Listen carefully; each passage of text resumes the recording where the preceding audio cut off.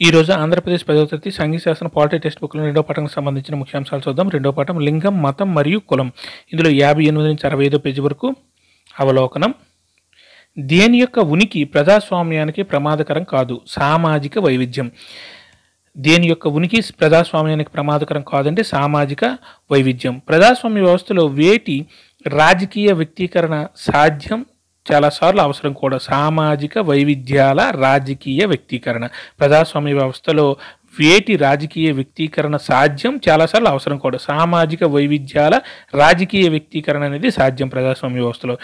ఈ అధ్యాయంలో భారతదేశంలో ప్రజాస్వామ్య ఆచరణకు ఈ భావాలను అన్వయిద్దాం. అంటే ఈ సామాజిక వైవిధ్యం యొక్క భావాలను అన్వయిద్దాం. ఇవి వేటి ఆధారంగా ఏర్పడే సామాజిక విభేదాలంటే లింగ, మతం, కులం ఆధారంగా. ఇవి వేటి ఆధారంగా ఏర్పడే సామాజిక విభేదాలంటే ఈ సామాజిక వైవిధ్యం అంటే విభేదాలు వేటి ఆధారంగా ఏర్పడతాయంటే లింగం ఆధారంగా, మతం ఆధారంగా, కులం ఆధారంగా. ప్రతి సన్నివేశంలోనూ భారతదేశంలో ఈ విభజన స్వభావాన్ని, అది రాజకీయాలు వ్యక్తమయ్యే క్రమాన్ని మనం పరిశీలిద్దాం. ఈ విభజనల ఆధారంగా స్పష్టమయ్యే ఏవి ప్రజాస్వామ్యంలో శ్రేయస్కరమ కాదని కూడా ప్రశ్నిద్దాం. వివిధ వ్యక్తీకరణలు ప్రజాస్వామ్యంలో శ్రేయస్కరమ కాదని ప్రశ్నిద్దాం. ప్రతి సన్నివేశంలోనూ భారతదేశంలో ఈ విభజన స్వభావాన్ని, అది రాజకీయాల్లో వ్యక్తమయ్యే క్రమాన్ని మనం పరిశీలిద్దాం. ఈ విభజనల ఆధారంగా స్పష్టమయ్యే ఏవి ప్రజాస్వామ్యంలో శ్రేయస్కరమ కాదని కూడా ప్రశ్నిద్దాం. అంటే వివిధ వ్యక్తీకరణలు. మనం లింగ విభజనతో ప్రారంభిద్దాం. ఏది ప్రతి చోట కనిపించే క్రమానుగత సామాజిక విభజన రూపం? లింగ విభజన. మనం లింగ విభజనతో ప్రారంభిద్దాం. ఈ సామాజిక విభేదాన్ని మనం లింగ విభజనతో ప్రారంభిద్దాం. ఏది ప్రతి చోట కనిపించే క్రమానుగత సామాజిక విభజన రూపం?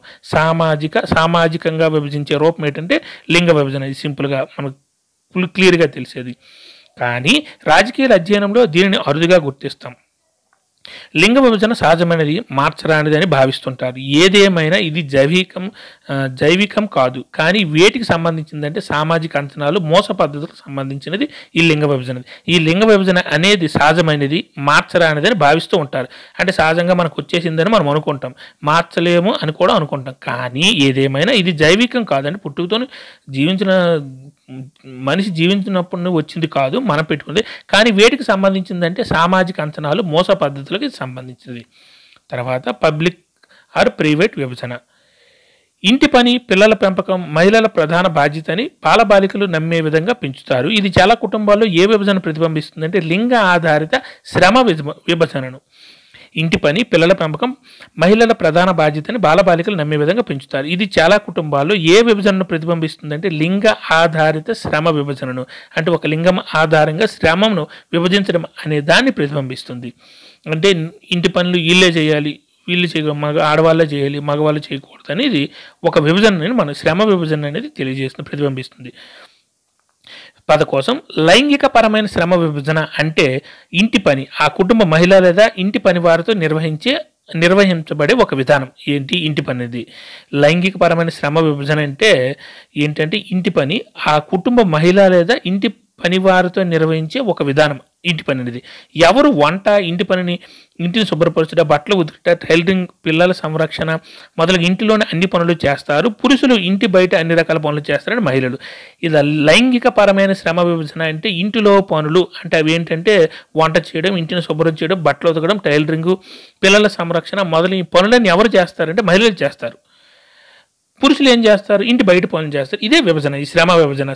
శ్రమ చేసే అంటే పని యొక్క విభజన. దీని అర్థం పురుషులు ఇంటి పని చేయలేరని కాదు. ఇవి ఎవరు చేసే పనులు అని వారు భావిస్తారంటే మహిళలు చేసే పనులని వీళ్ళు భావిస్తారంటే ఇంట్లో వంట పని చేయడం ఇవన్నీ వారు మహిళలు చేసే పనులు, పురుషులు మనం చేయకూడదని భావిస్తూ ఉంటారు. ఈ పనులకు డబ్బు చెల్లిస్తే పురుషులు కూడా ఈ పనులు చేయడానికి సిద్ధంగా ఉంటారు. చాలామంది టైలర్లు, హోటల్లో వంటవారు పురుషులే. అలాగే మహిళలు ఇంటి బయట పనులు చేయరని కాదు. ఎక్కడ మహిళలు నీళ్లు తెస్తారు, వంట చెరకు ఏరుతారో పొలాల్లో పనిచేస్తారు. గ్రామాల్లో మహిళలు నీళ్లు తెస్తారు, వంట చెరకు ఏరుతారు, పొలాల్లో కూడా పనిచేస్తారు. పట్టణ ప్రాంతాలు ఎవరు మధ్య తరగతి వారి ఇళ్లలో వంట పనివారుగా చేస్తారంటే పేద మహిళలు. పట్టణ ప్రాంతాల్లో ఎవరు మధ్యతరగతి వారి ఇళ్లలో వంట పనివారుగా పనిచేస్తారంటే పేద మహిళలు.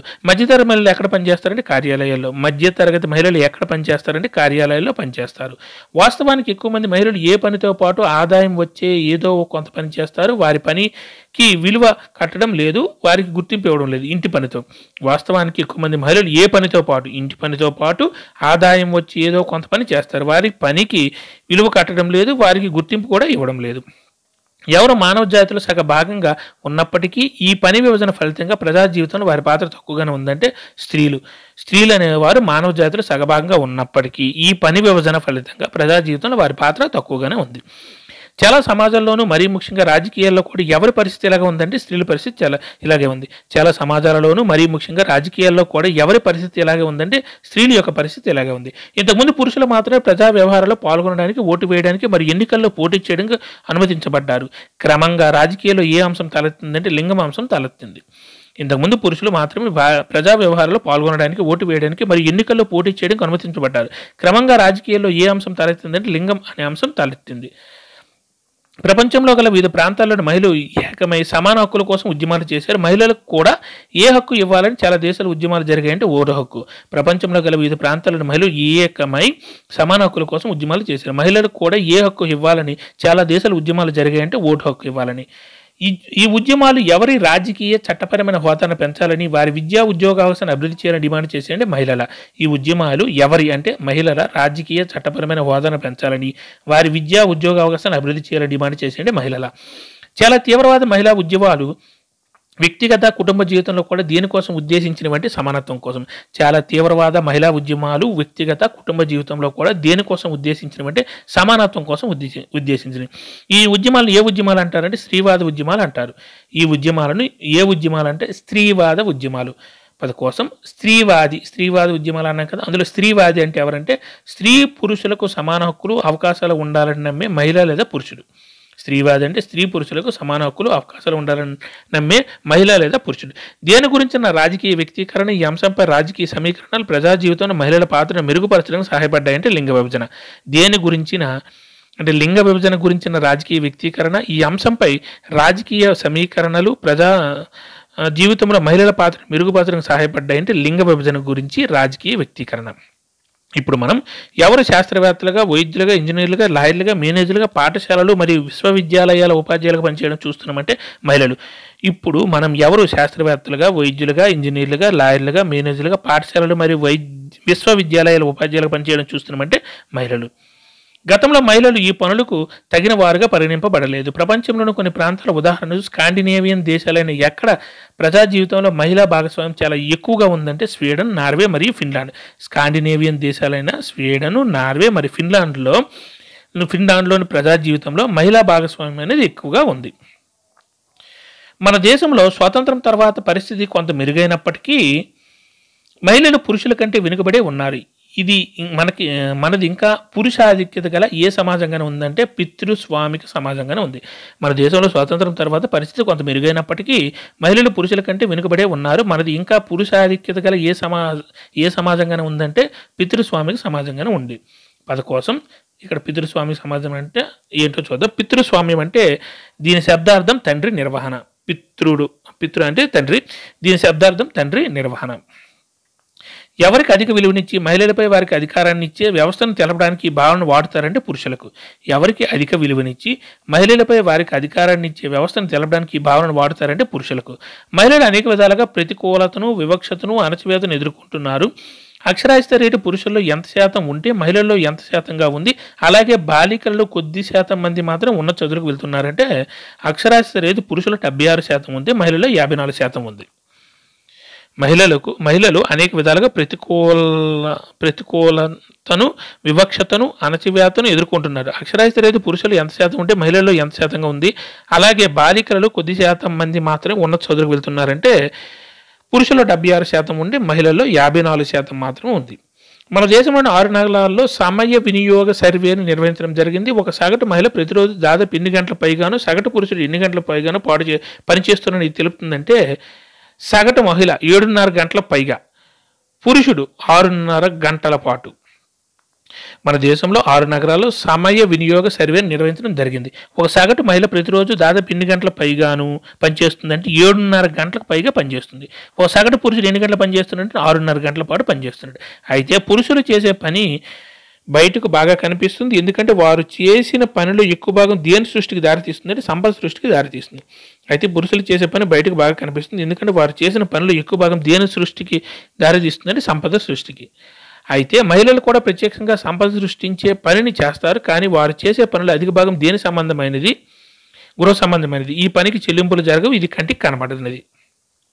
అయితే మహిళలు కూడా ప్రత్యేకంగా సంపద సృష్టించే పనిని చేస్తారు. కానీ వారు చేసే పనుల్లో అధిక భాగం దేనికి సంబంధమైనది? ఈ పనికి చెల్లింపులు జరగవంటే ఇది